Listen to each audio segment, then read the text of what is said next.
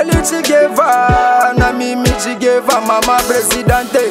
C'est igualele na lela, son demi non sengo mana lele. Ali Chigeva, na Mimi Chigeva, mama presidente. C'est igualele na lela, son demi non sengo mana lele. Merci ma fidèle internaute Nabiso Bolandaka émission avec Peggy Titan, le parallélo de la presse intelligent de la presse congolaise, surtout youtubeur Oya Bundara Loro là youtubeur Nyon Sauté. Merci parce que vous êtes présent et suivre émission Nabino vice versa émission vous allez couper Nabino plaisir. J'avais déjà bien dit ça. D'abord avant tout commencer Napesi merci beaucoup à la patronne Erli Chikeva qui me suit en scénette moment Kimbangu TV. Merci aussi à Dodo Vimpi qui est mon producteur, mon sponsor depuis Paris. Napesi un grand merci à mon papa Jolili Atal en chair et annonce et pourquoi pas aussi na couple magnifique Jolissa Sampina Fiston Mavungu. Lelo quand na ebisa kibino mikolo ba actualité vraiment et ali ko obligé surtout le belango. Ndenge na yamba ki matika songo cette fois-ci je reçois pour vous encore une fois de plus Sam Kazadi. Donc yena bien un journaliste patron chroniqueur, il y a youtubeur patron parce que bisika otoye to na restaurant le 24 et dans la boîte de nuit place oyo azalaka manager parce que faut ezalaka bongo tochara mutema teka na YouTube lelo mundela YouTube aro kangape YouTube na sur batebele borozanga misala ya kosala. Je suis avec Sam Kazadi owa kwetu à qui lelo tokoluka to sala analyse parce que il est vraiment côté ba analyse et surtout maramo zali ko brûler na kasi internet toko solane à cœur ouvert parce que yé alobarane ka vérité loko la petite sans le parallèle. Déjà je vais dire bonjour à Sam Kazadi owa kwetu national. Bonjour. Bonjour Peggy Titan, Mouto Maël Makasi en tout cas na sepel mingindo ya mbinga. Na profité galwa no pesa mbote na Yano BDK na souhaité déjà joyeux anniversaire au le 29 décembre oyo en tout cas jeune oyo akangi na poto o asalinga plaisir ndekonanga na zui iPhone 12 Pro Max oya suka ya 500 1500 ils ont 1609 € na poto na Kinshasa ba 1850 en tout cas bato aboye ceux qui bazarata 5 na mokili mais tolé la raté parce que mon lelo kande ozoloba YouTube et foot sauter yango mona sam mikolo na ba émission na za moi rare parce que lelo Sam Kazadi na komi manager il y a ba boîte nyonso ya patron Moïse ozali patron il y a Fiesta patron il y a ba Metro nyonso patron il y a Coco Jambo patron il y a Next Club patron il y a le 24 restaurant oh il y a 24 pour aider les étudiants ndenge baza ko ta classe on ba kinzala balia kana primo assez na ba professeur donc Sam Kazadi au moins naza na assurance oyo na ko futa ndaku na futa ba na classe parce que lelo awa faut qu'on se le dise que YouTube ba baby siango pe paiement na YouTube et qui type parce que buzo ba na Congo congolais ngomone le roté ba baby si alors surtout vandi kaka otaka na YouTube mbongo YouTube ko suma peut-être ma pas crédit donc yango Sam Kazadi na côté na ma solo nyonso na ko combiner vraiment Oni Manix Chimpuki. Ouais Manix ça va très bien na moi sinaye la série rythme ça et là na bengi au prophète parce que le bagi maramango ouais na bagi ici là yango ici lipe d'ici là besoin date ya mariage il y a frère Nabiso Manix Chimpuki oyo akobala ndeko na biso Ritz Kinshasa to kana lo et Rosalie à Kinshasa après tu continues à Dubaï donc délégation moi 40 personnes tu es à Dubaï pour te faire na plage car pour honorer donc c'est Rita Lingaka ma rêve naie mariage fait dans la plage alors Manix pour ça la plaisir dans moi si naie tu ressens un peu la plage tu es à Dubaï puis ma délégation est à la belle vraiment. Merci Sam Kazadi to profiter donc directement aux chroniqueurs culturels au Yebani internet mobimba Nasir Maramaba les 18 aux Zela qui trop les 18 en coquille par rapport il y a ba single ba album oh il fallait go bima na minute Sam Kazadi déjà aux appels manager aux amuto aux appels en oreille musicale jusque là je sais pas ce que le 18 en leki jusque là makambu yango ne do bane ko s'attendre yango to moni fallait poupa abimisi tokos 2 to moni héritier Watanabe Cindy Lecaire donc bateau on a entendu le combo bangwana ndé vraiment bazaki bien précisé dans ma solaire le 18 au gros ça l'analyse ni par rapport babiloko et bimi jusqu'à là les 18 et date moko vraiment y a libabé pourquoi parce que 18 oyo ba mi c'est mingi ba s'attendait ki ba mi album na bango mbula makasi et betaki pe président a biso couvre-feu et banda de 21h ti ba 5h un d'abord couvre-feu et cassé dans nos promotions il y a artistes parce que au monde lelo awa ba boîte de nuit ba terrasse et ça parmi ba place où il y a la promotion d'artistes mais na mo ibot ipsanga na na terrasse to na boîte silicolo 15 kaka. C'est que liké na YouTube ndeko nanga Samkaza. Non, mon que milliers de vies ba ko consommer yango on ndeko mo lobi silence de mort.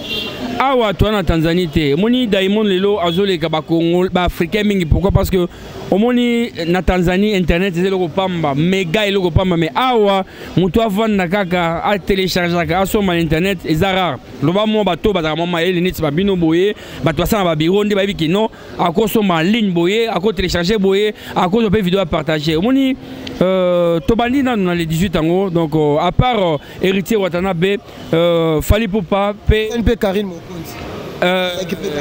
ouais donc peut faire rigolo là ouais mais c'est générique vraiment donc voilà to jige nini oh ezako beta actuellement ils allaient d'abord album Tokos ya Fally Ipupa oyo sali featuring na Nino Likolo oyo ezako beta partout oyo ba congolais ba comme si Likolo bêtise ba ko ben au sens mususu oyo ba mususu anda ba comprendre pe asali featuring na Dadju chanson kitoko pe na Naza en tout cas ezako beta Tolandi deuxièmement héritier Wata oyo ayembi ba rumba moko ya kosakana te et puis ba fanatique nyonso ya maison mère actuellement ba komi ko soutenir héritier pourquoi parce que héritier na wera sonne mado simbate kaka matanga oyo akendaki ndenge apesaka mbote nde bakoma mpe kosola bien na werason bafani tu ya maison mère oyo bayaka héritier Wata bazongeli héritier Wata mpe tomoni na générique oyo abwaki dadi en tout cas esali bien en tout cas félicitations héritier Watanabe alors na bavi moto ya liboso oyo azogagné actuellement eza Fally Ipupa oyo aza na 1 400 000 et quelques vues na rumba oyo asali na Dadju après héritier aza na 400 donc on a encore vérifié rapidement pour tokende donc voilà donc moto aza na sekaka eza Cindy Leker aza na 100 000 et quelques donc na bandi na Fally Ipupa donc Fally Ipupa rapidement Nzembo ayembi na Dadju eza na 1 300 000 1 300 000 na 2 jours alors toke na héritier Wata non toke na Ferregola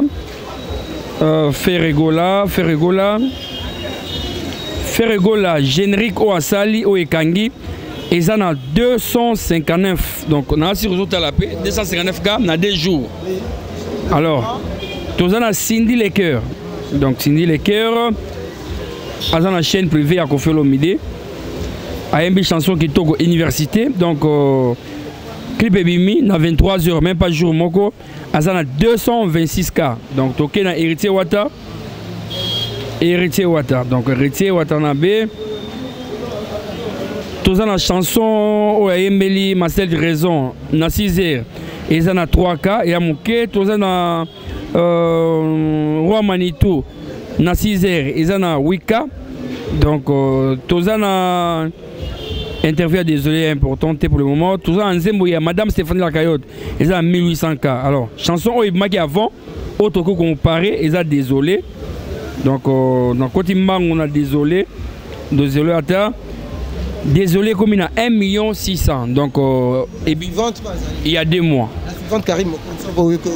Karine Mokonzi ndeko na biso concert na biso aza 97 donc on a cliqué en haut pour épée ça aza 9K il y a 3 jours donc félicitations en fait Denis Lessi le pasteur à l'obay non artiste oyo akobimisa album le 18 et simbité ndeko lala na nyonso na vie mobimba alors nga na kosenga ba fanatique ya Koffi Olomide ko bolinga la bonne musique boke n'est pas Cindy Leker omoni ba artiste lelo basala musala na bango ba koti studio ba dépenser pour na ba clip et ça ba fanatique ndé il faut ba partager ba la kaka tout ça ba partager na Instagram na Facebook partout pour et matcha ba vie mon lelo ah ba vie ezo compter donc ba fanatique be héritier Wata bokende na chaîne YouTube héritier Wata botala bo partager ceux qui bolinga la bonne musique na moni ba warrior baza ko sala musala Fally azaba 1 million quelque na moins d'une semaine en tout cas félicitations donc voilà merci Samkaza dit lelo na internet Fally Ipupa est accusé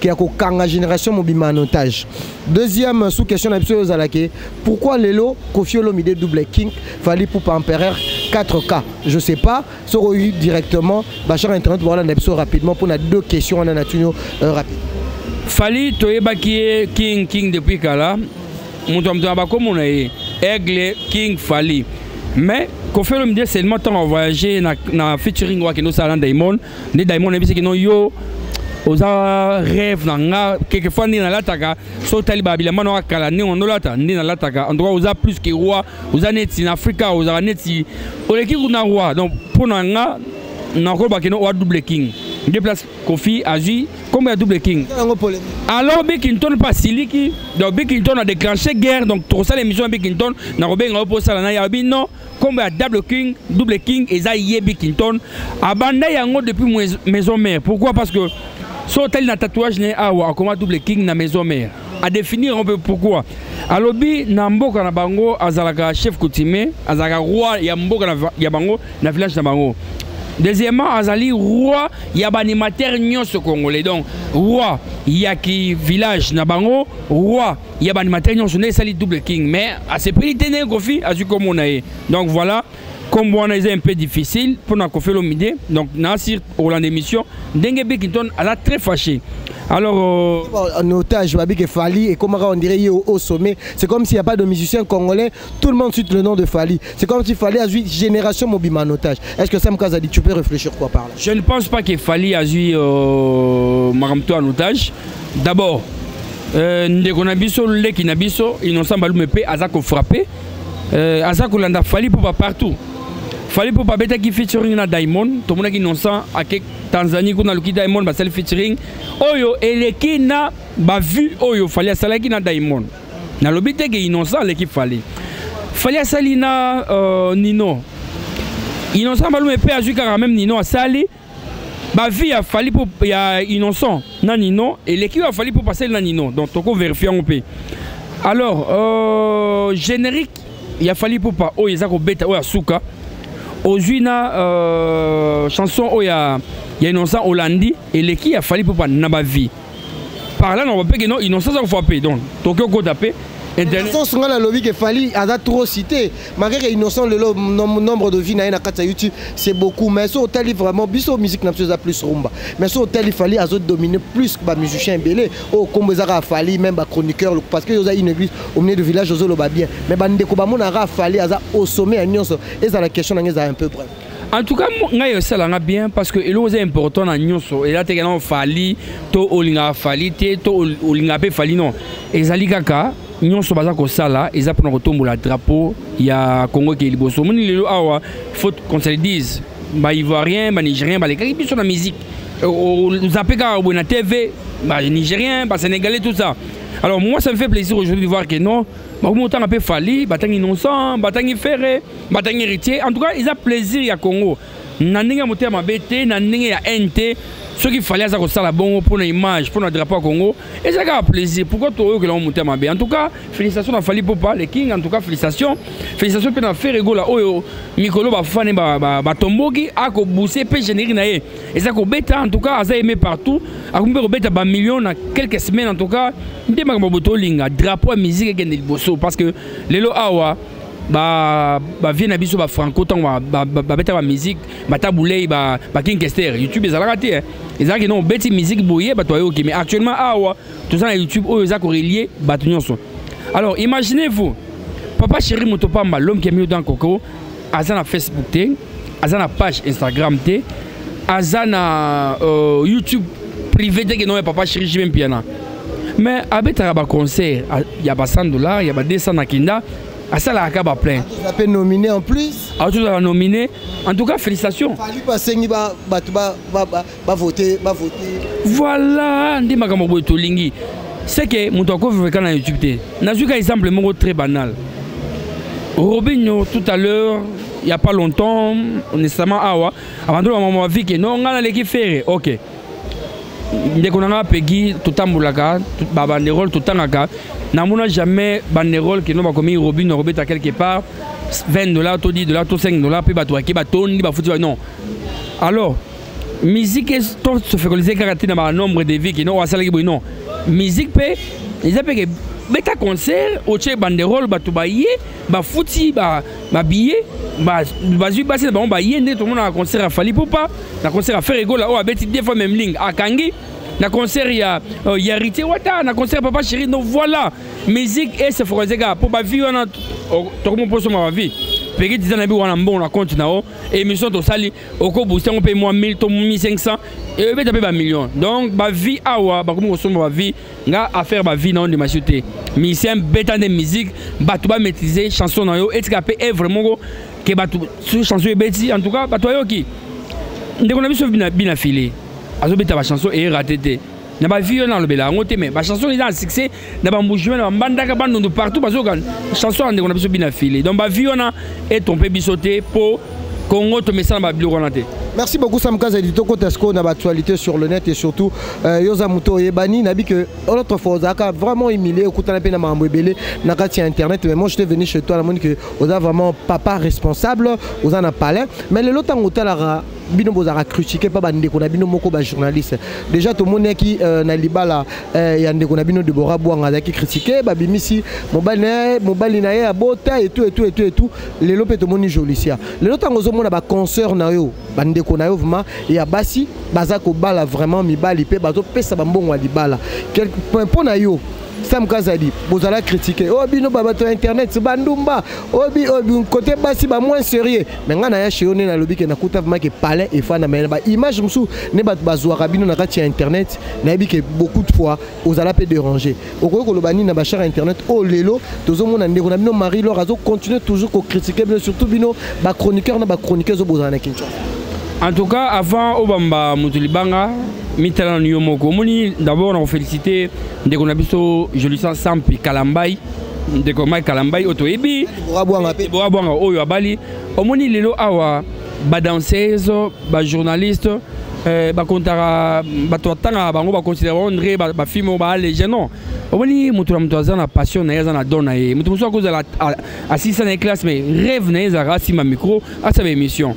Lelo awa c'est une fierté pour nous la presse de voir que non mibali bazako ya bazako bala bande on a basi et ça bien et ça la fierté mais pourquoi vous avez monté ma bé ata mobali ya Deborah abota ata abota et vous ça ni sotali bien batu mingi ba critikaka oyo bayaka toujours makama bongo c'est que baza tout là parce que imaginez-vous que muntu abali il faut en enseigner quoi ndeko bali félicitations non comment cause na kana en oluka ba information mo bwekaka po okitsa moninga en tout cas wana ki mutema mabe na mission ndeko na biso jolisia aza indépendante akomi dépendant na mobali na ye ba dépense mingi o peut-être ko ça ye moko mobali na za akosala ngo ndenge mona Deborah alors ye muto za critiquer bango wapi mobali na ye to wana ka internet to landela ka no via muntu ya au Congo awa les gens n'aiment pas les gens. Et là, malamu oh que ça bien pour na bateau se pelater. Baluka place mon défense mon boye baluka. Telande qu'on a Manix. Atiki mon musique. On va prendre Manix parce que au défendant Manix plusieurs fois, l'autre monde peut aska olangi, moi na maman olangi akutani toujours na même piège oyo ndeko na biso Manix Chipuki akuta nango parce que yo défendaka Manix Chipuki makasi par rapport à les gens dit oh non mobali wana ata mobala batu e boy na boy lelo sko za tour aska ka ndenge po défendaki ndeko Manix ko koloba ndeko na biso aska na vraiment la relation moko makasi vraiment te mais Manix ndeko frère Manix na bien très bien ya on a défendaki et puis na lobaka na émission non kaka ke no makam oyo ba makelelo oyo yaka nango esila nango mais lelo ah yango bafanda calme kutu ba bien na kati batana nga mais on ke le sili baza kitoko peut-être boyoka peut-être dans l'obité ka nango peut-être boyoka ke no kala mingi te ndeko na biso aboti peut-être boyoka bozo date mo ya mariage et pourtant ndeko na biso rita misi album mo kitoko oyo ba il faut que tu vas partager à yembi ba chanson kitoko mais muto aujourd'hui qui non le non ta série ta yembi chanson non ezaka bêtise mambo libala non congolais to lingana raté congolais kaka muto boma congolais ezaka ndeko na congolais lobi nango le fait papa Etienne Tshisekedi donc les gens n'aiment pas les gens nga na encourage ka batu nyonso oyo yaka pona bien ken piana azui jipe pas pasteur moko et ça l'a plaisir mais obi combien de bateaux va se pelater. Combien de bateaux, même bateaux, c'est qui s'arrête, c'est pélaté. Non, pourquoi? Ce que tu sors il faut se péler. Il y a un ça pas moulayo. Mais ceux qui m'ont dit au moins même tu as naïe, alors c'est qui ça mais na motema, alors c'est pélaté. Tant ya mutu, ça tant mutu. Pegi nga et ça nga bien les lots. Na yo kande pegi au Kenya ba Dubaï, au Kenya partout. Et musu ba éviter mais tu voyages, c'est un plaisir. Mais bateau musu ba yo kaka bateau zana ba pege avoyagera kaka ndenge nini avoyagera ndenge nini. Donc oyo katama o babina swahili donc jalousie totika jalousie mutu asa eloka bien mutu asa na abonnera bien tout ces pays là c'est ça voilà. Tout le barrage question à Souka Koffi Olomide lelo vraiment ça brille avec Fally Ipupa. Fally Ipupa a bongisi na vie na EJB Mpiana. Est-ce que rancune ya Koffi Olomide na Fally Ipupa za mama moté maté to za mama muka ya papa na mwana o ba ko arranger déjà combo double king wana déjà loko ya apporter déjà problème. Na bi que Sam Kaza dozali chroniqueur culturel o yebi comment ma musique na biso etambola rato lo banini conflit ya Koffi Olomide na Fally Ipupa ça existe ou eza na ngara ba ça na biso ka ba jeu. En tout cas, bato balobakango, bato kaka ba fanatique nde ba créer makambo. Moi personnellement, connaissant Papa Chéri personnellement, atikala jamais kozala na problème na leki na Fally Ipupa. Fally Ipupa era bandit carrière na ye. Parmi les leaders minene o bazalaka, o bazali, bato bazana, finalement finesse dans le BT. Bato baloba quand même un mot ba encourager Fally Ipupa. Papa Chéri l'a fait, a encouragé Fally Ipupa na droit chemin. Donc voilà. Et lelo awa bato ka ba fanatique kaka ne baloba que non, Fally boye je bien non. En tout cas, Papa Chéri n'a jamais eu de problème avec Fally Ipupa, parce en bonne relation. Comment est-ce que nous avons Koffi Olomide Fally? Non. Fuite d'informations. Quand on a bien Koffi Olomide à cause de quoi encourage. On a aucun piano tomoni na batitre donc ça se voit qu'il y a un problème entre Koffi et Fally. Ken a appelé mon Rolanda te Ken a mon ya double tranchant. Ken y est idole naie, leader naie, patron naie et ça Fally Ipupa. C'est normal que batitre mususu. Est-ce que ce moment et là on a besoin de défense pour la Fally Ipupa. Ken a tiango a rochate. Donc jamais à rocha. Donc à rocha jamais. Merci Sam Kazali, je pense qu'on est à la fin de notre émission. Je veux que Bato Balandio, parce que la ligne roaming, parce que l'analyse auto salarayo, et ça analyse très intéressant. Je pense que le bel union so oezo les kanakati internet et surtout système oyo et Mikolo l'isola nombre de vies, Masolone to banoze à le 18. Je pense que dernièrement nayo va retenir nini passage il y a Sam Kazali awa na émission Petit Titan de vivre vers ça ainsi que Badekdikas. Moi je n'ai pas de problème avec Fally Ipupa, pas de problème avec donc pour nous sur au milieu du village dans lobby selon YouTube ils ont fait ça donc on a souhaité joyeux anniversaire au patron Moïse Samani qui est mon boss patron et ça déjà côté mardi déjà mardi Mozindo donc 1 + 1 = 1 donc bato tout bala na Sam Kazali tokuta na lobby na Koko Jambo à partir à 12h juste 20h juste me trompe pas nandako donc au sommet bouteille moko parce que le moko et de la champagne et de la whisky anniversaire il y a patron na Moïse Samnani pena saluer moi sinaye madame Erika Ruby la queen de London oyo azana Kinshasa en tout cas madame na pesimote donc boya bokende na métro oyo babongisi eleki ba lounge bar nyonso métro abongisi on ka pour ça plaisir na bana bandal parce que le bandal c'est Paris asali yango na nemo ya kitoko po bana bandal ba se retrouver pe awa na les 24 places dans ali manager na Koko Jambo Sam Kazali manager na next Sam Kazali manager pe d'ici là pour batozo ba que non bateki Moïse ateki fier ça non ateki fier ça te assomi matériel moko père au la boîte moko ele ka ba boîte tu ya Kinshasa merci na mon boss Moïse Samnani pour la vision na ko benge vraiment satellite il est intelligent présent satellite à mon musique pe Ali Karim le patron il y a 24 pe Claudie Basakila on a tel la musique vraiment la moni madame Stéphanie Lacayotte oh ba yembele chanson qui t'aurait pas héritier wa taper BM Bernadette Masengo pe merci na Petit Titan journaliste ya Maele c'est la fondation Sam Kazali déjà solo pour 2021 il y a fondation Sam Kazali en tout cas oui la vision ils sont en coulisses mais le roi des Valango donc voilà Sam Kazali pe na koti pe na masolango mais d'ici là na osa ba document na hôtel de ville donc na kamoza makasi en tout cas d'ici là bana poto Sam Kazali na koti masolango to aider bandeko moins loko ndenge zalaka tant biso to en facilité pas patron bedachou pas ba redi lumbe et pas tete ndai et pas ya boss papi Lorenz Batoko na doba et pas Yann BDK en facilité pourquoi pas pour sans facilité donc Sam Kazali to côté dans masolango donc Brenda Mujinga Domba de Paris na personne beauté donc Sam Kazali to côté dans masolango pour nous ça plaisir donc encore une fois félicitations à Jolicia Sampi mobali na yo je le sais bisa papa alanda biyoka yogate yo pe ko yoka biyoka yogate donc vandalaise nuit de noces et continuer botre biso passe à ta 4 mbala moko et ça plaisir. Merci, on est à la fin de notre émission. C'était là Sam Kazadi. Je dis un grand merci à Ben Chamala, le grand comptable ici dans le restaurant le 24. Merci aussi à Simo Kamalenga. Barman, on a passé un beauté. Merci à nos sponsors Nangai, Dodo Vimpi, merci Nakas Chishama, Deborah Dems. Napesi Bango, un grand merci de la part de Sam Kazadi. Merci aussi Nabana Potonios. Vous allez savourer émission à Peggy Titan, le parallélo de la presse congolaise. Mikolo Baberanga, le parallélisme. Et l'autre, Tosai Sam Kazadi, le parallélisme. Donc, Tosai la comparaison et surtout Maramo Zali Kolekana, Nakacha YouTube, parce qu'il n'y a pas une église au milieu du village. Azam intelligent, chroniqueur culturel, donc Yangwanane Basala Moussala. Merci Nadjo Lili Atal en chair et annonce. Merci Boza, vraiment ébélé. Clairbo Boulamino, garçon de Paris. Manit Chimpuki, Motema Yasser Nabiso, Ritz Misamu, Lelo Basuga Wapi, Bakota Nassé à voiture. Merci Nabana Potonios, Oborola Napegui Titan, Boza la branché, Pescoché. À la prochaine, bye.